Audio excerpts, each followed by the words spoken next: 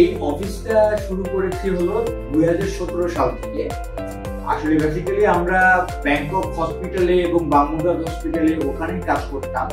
ওখান থেকে মেইনলি আমাদের জন্য যে বাংলাদেশের পেশেন্টগুলোকে যেন টেক কেয়ার করার জন্য ওরা আমাদেরকে কিন্তু এখানে সার্ভিস অফিস হিসেবে এখানে যোগদান করিয়েছেন। ওখানকার ম্যানেজমেন্ট সার্জারির ক্ষেত্রে ব্যাংকক হসপিটাল কিন্তু one of the best hospital এবং ওইখানে কিন্তু সেগমেন্ট গুলো আলাদা আলাদা পাওয়া যায়।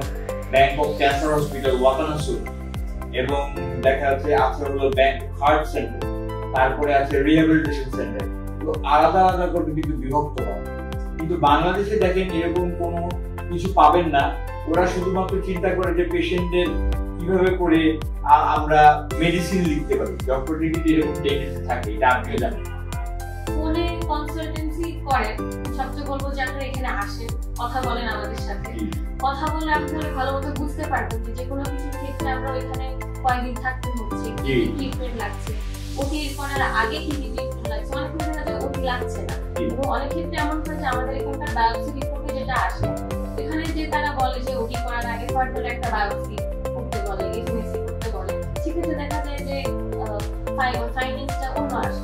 এমন ফাইন্ডিংস আছে যে আসলে ট্রিটমেন্ট সার্জারি দরকার হয় না।